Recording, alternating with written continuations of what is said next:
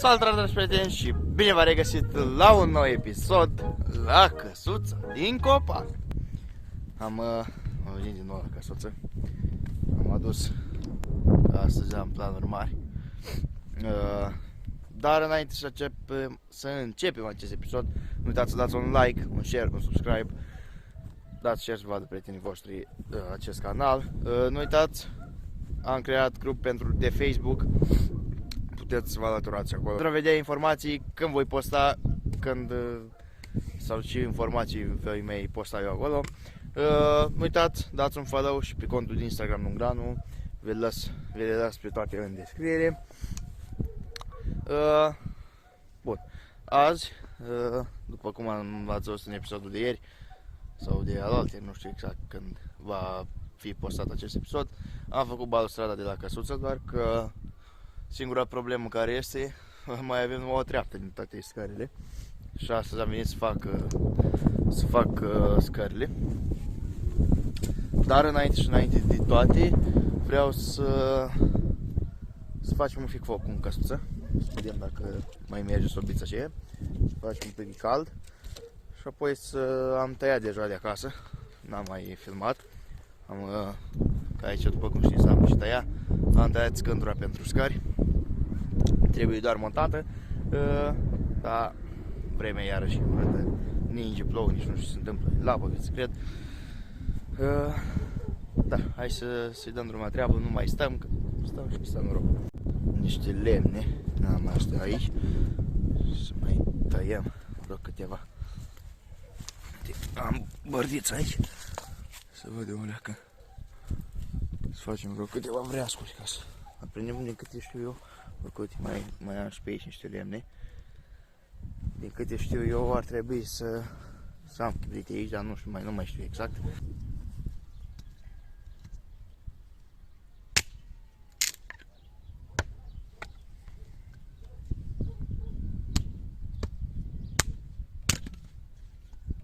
Asta nu prea mai taie nici asta.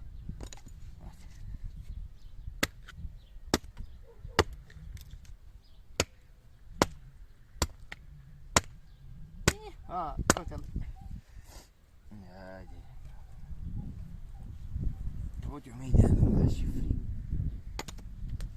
Da, lăsăm la o parte.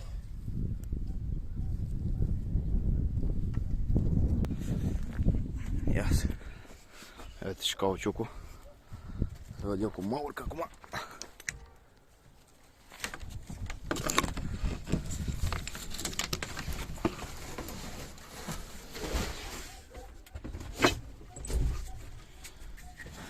Închid și ușa.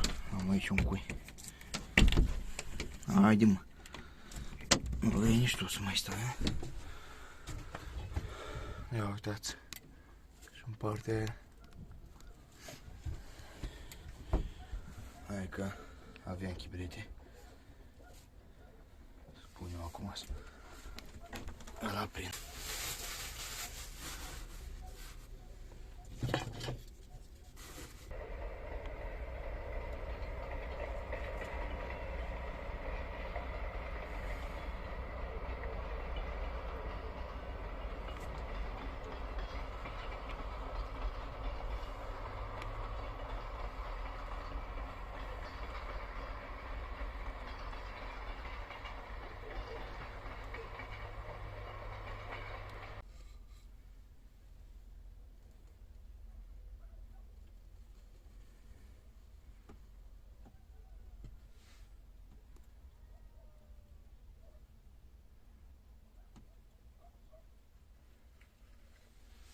Făcut și focul. Sper să ardă de acum. Da, să nu mai stăm. Că ăsta ar să ardă el aici. Sper să iei foc acolo. Să ardă. Mă da și frigă iarăși așa. Să vedem.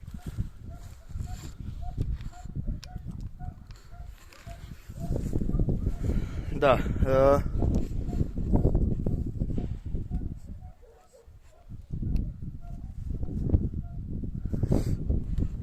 treapta asta care este, o las aici. nu mai îi scot, pentru că e prinsă bine.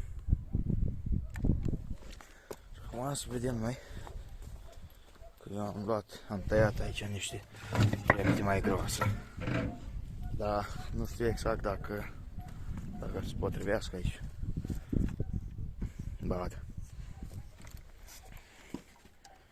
Ia uite, la perfecție. Da, perfect. Să iau filetanta. Sunt care sunt prinse cu orșurubul și sunt care nu sunt prinse. Sunt prinse cu în cui.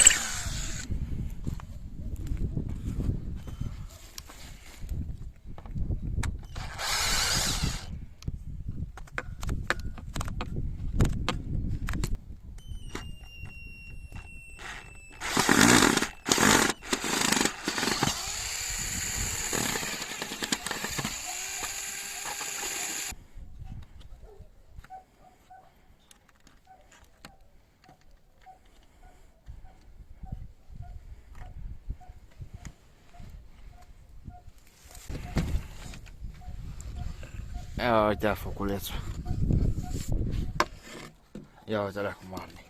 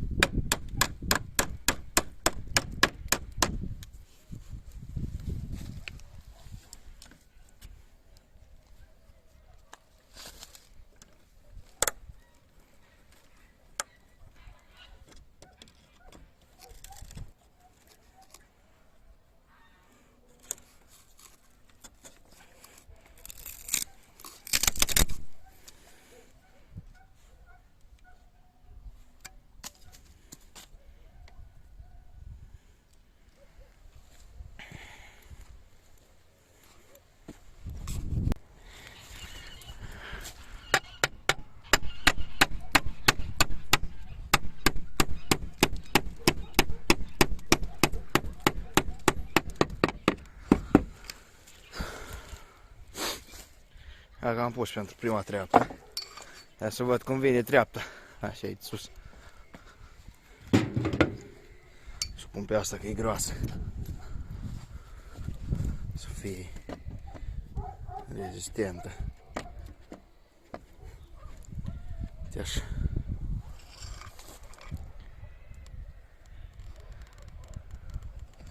O bat și revin că, după cum știți și v-am mai spus, nu am trepet și mi-e foarte greu să filmez.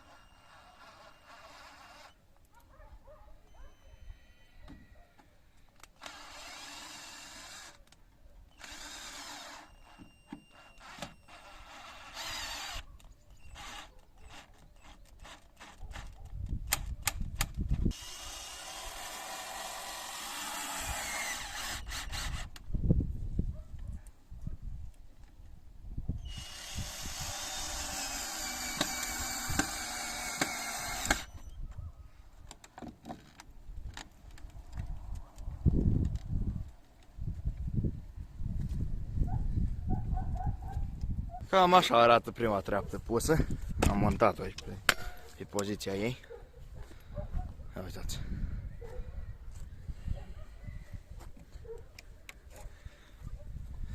A?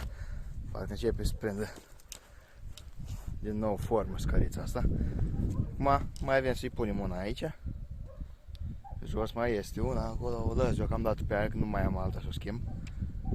Mai punem doar aici una și...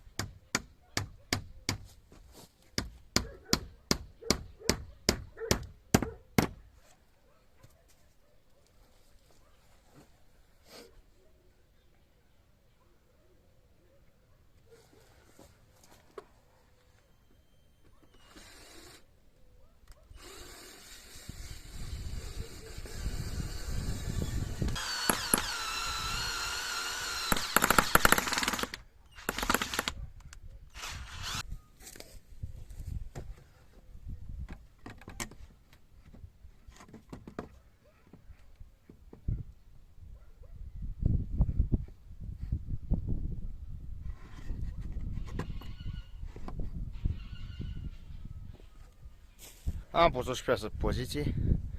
Acum o să văd cum o bat, nici o prind. Eu nu prea mai am orșuruburi de astea. Și nici cui nu prea mai am, trebuie să merg să-mi refac proviziile, stocul de cuie până atunci. Hai să vedem un pic dacă mai arde focul.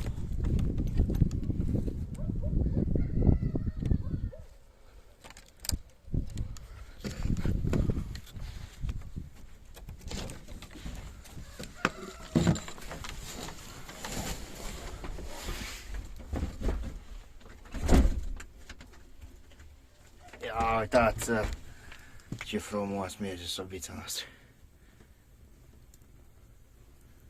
Dă și căldură. Mamă, ce faine. Mai bag eu.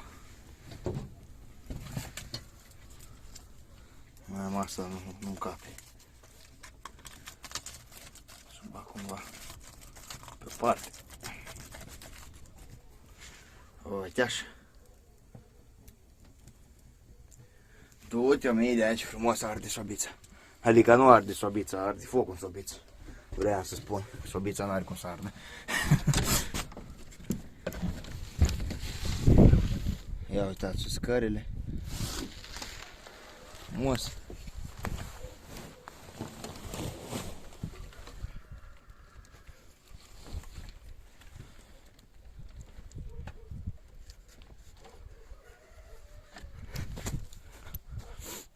Acum să prind asta. Să închid ușa, că n-am închis-o cum trebuie.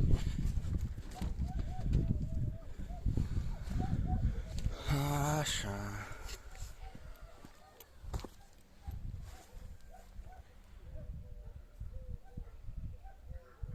O frumusețe, domnule, o frumusețe.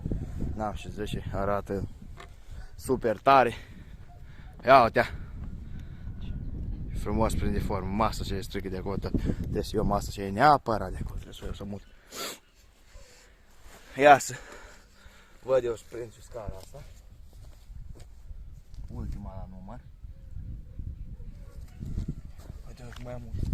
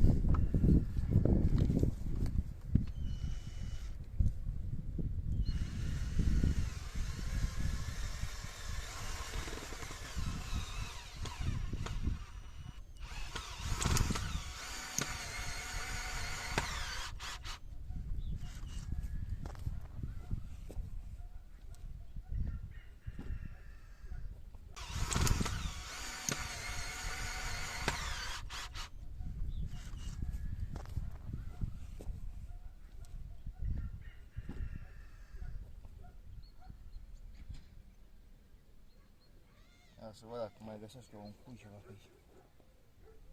Un cui rătăcit.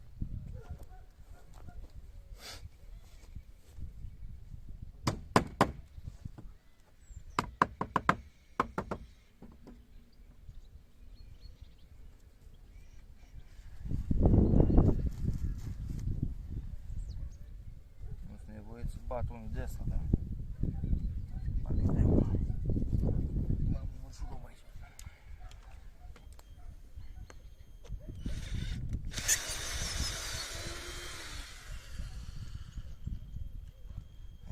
Nu este unde să luăm. Ba.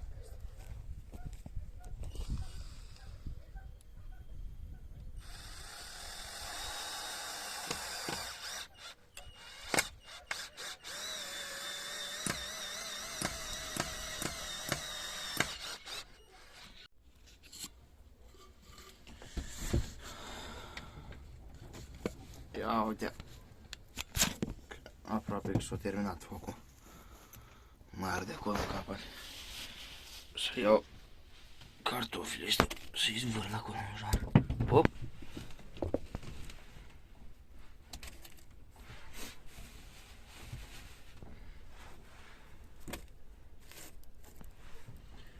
Este o leagă de temperatură acolo. Băileu, frie. Așa, dau. Și răstrâns.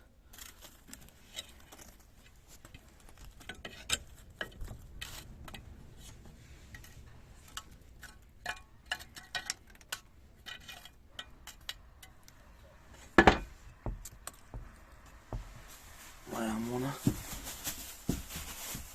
Nu mai ieși. Pun și pe asta acolo.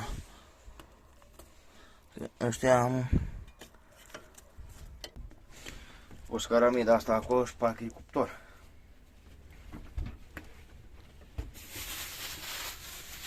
Așa, dăm asta acolo și să trecem din nou la treabă. Curg iarăși de sus, plouă, ninge, după cum spuneam, nu știu ce se întâmplă cu vremea asta.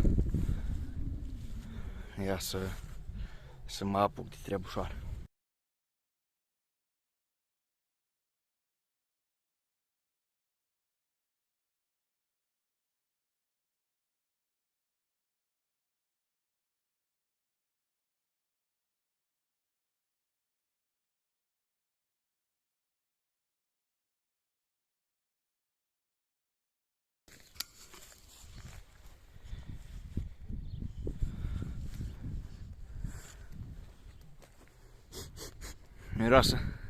Deja miroasă cartofi copți.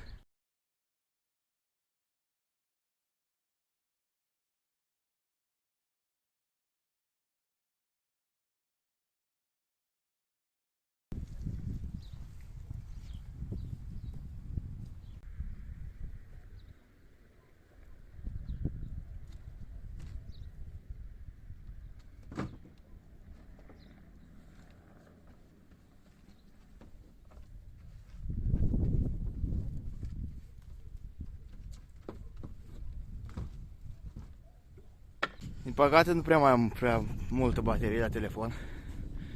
Foc eu un pic de... am strâns pe aici pe afară. Acum mă apuc să fac un pic curat înăuntru. Mătur o leacă și să aranjez aici pe vărstul și mai este. Și revin după aia, că după cum am spus nu prea mai am baterie la telefon. S-au și făcut 3 cartofi. Și gata. Acum am pus o fereie de pâine la prăjit. Menesc un pic.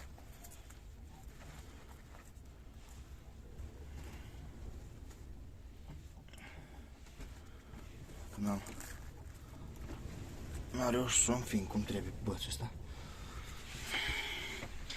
Ia uitați-vă cum ești o leacă pe aici curățenie. Aici, în episodul următor, vom face o măsuță care s-ar putea să vină până pe aici pe sobă. Să vină așa, nu știu exact încă.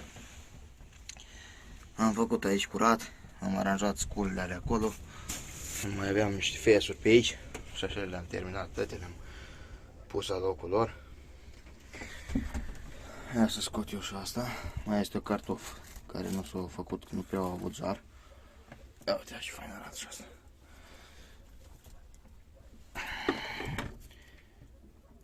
Te zic că e aproape gata și asta, dar o mai lăsăm o leacă în sobă. Dau de la băt și stau înapoi.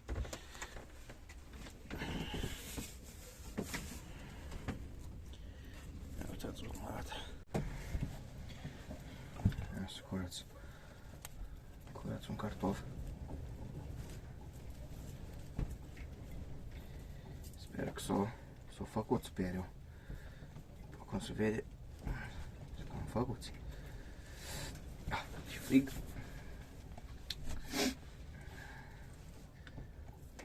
Da, știți, nu am sare. Am uitat să aduc aici la căsuță. Dar oricum dacă facem acolo o măsuță, o să fac un dulăpior mai jos. Și să avem toate cele ce ne trebuie. Și buni până asta.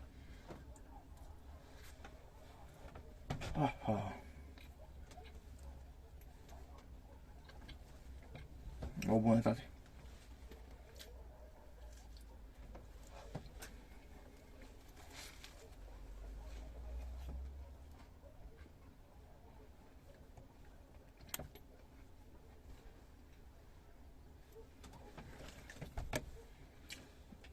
O bunătate, domnule.